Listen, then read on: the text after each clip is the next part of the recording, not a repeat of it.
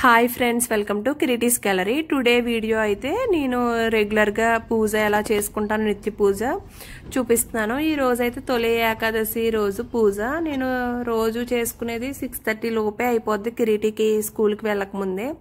అందుకే ఇంకా నాకు పూజ అయిన తర్వాత వంట స్టార్ట్ చేస్తాను. అందుకు టైం అది సరిపోక ఇప్పటికి వచ్చి నేను వీడియో తీయలేదన్నమాట. ఈ రోజు కొంచెం తొలి ఏకాదశి, కిరీటికి హాలిడే, మొహరం కూడా అని ఇంకా సరే టైం ఉంది కదా. ఇంకొకటి నేను వినాయకుడి పూజ కూడా చేసుకుంటున్నాను, ఈరోజు బుధవారం వచ్చింది అని. అందుకే ఇవన్నీ షేర్ చేద్దాం అన్నట్టుగా అయితే పూజ చూపిద్దాం అన్నట్టుగా చేస్తున్నాను. నేను రెగ్యులర్గా ధూపదీప నైవేద్యం అలాగే చేసుకుంటాను. పూజ, షోడశోపచార పూజ నాకు అంత టైం సరిపోదు కదా. నేను వరలక్ష్మి వ్రతం, వినాయక చవితి ఇలా పెద్ద పెద్ద ఫెస్టివల్స్ ఉన్నప్పుడే చేస్తాను, కానీ రెగ్యులర్గా అయితే ధూపదీప నైవేద్యమే చేస్తాను నా టైంని బట్టి. మ్యాక్సిమం కిరీటికి స్కూల్ ఉన్నప్పుడు 6:30 లోపే అయిపోద్ది పూజ. లేదు కిరీటికి అంటే ఇంకొక 1 అవర్, అంటే కొంచెం లేట్గా లెగుస్తాం కదా, 5కి కంటే లేట్గా లెగుస్తాను. 6-6:30 అయిపోద్ది, అందుకు కొంచెం లేట్గా అవుతుందన్నమాట.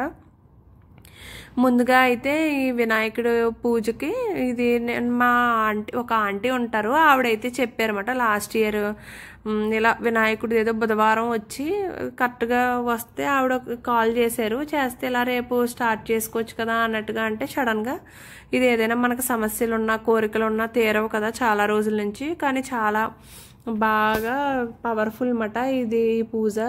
నేను 2 టైమ్స్ చేశాను, 2 టైమ్స్ కూడా నేను అనుకున్నదైతే అయ్యింది.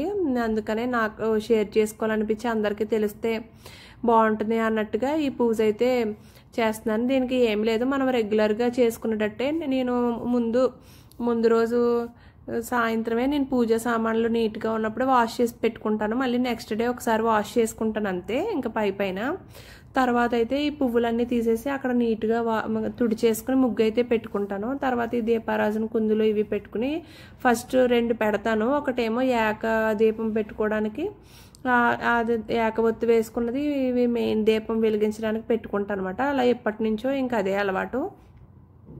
తర్వాత ఈ కలసం ఇవన్నీ పెట్టుకుంటాం కదా, ఇందులో కొంచెం పువ్వులు అక్షంతలు వేసుకుంటాను. అదేమో ఉద్ధరణ పంచపాత్రి పెట్టుకుంటాను. తర్వాత పువ్వులన్నీ సర్దేసిన తర్వాత ఈ వినాయకుడి పూజ ఎలా అంటే కొంచెం పసుపు గణపతిని అయితే చేసుకోవాలి. చేసుకుని మన వినాయకుడు అష్టోత్తర శతనామావళి ఉంటుంది కదా, అదైతే మొత్తం 108 మంత్రాలు చదువుకోవాలన్నమాట. అది అయిపోయిన తర్వాత మనం పువ్వులు అవి పెట్టి, దీనికి పువ్వులు కానీ అక్షింతలు కానీ గరిక ఉంటుంది కదా, వినాయకుడికి చాలా ఇష్టమైంది. ఈ 3టితో దేనితో మనకి అవైలబుల్ ఉంటే ఆ 3టితో చేసుకోవచ్చు. చేసుకుని మన మనసులో కోరిక గట్టిగా మనం నమ్మకంతో చేసుకుంటే ఏది తీరనిదంటూ ఏది ఉండదు కదా. అలా మనం నమ్మకంతో గట్టిగా అనుకునైతే ఇది స్టార్ట్ చేసుకోవాలి.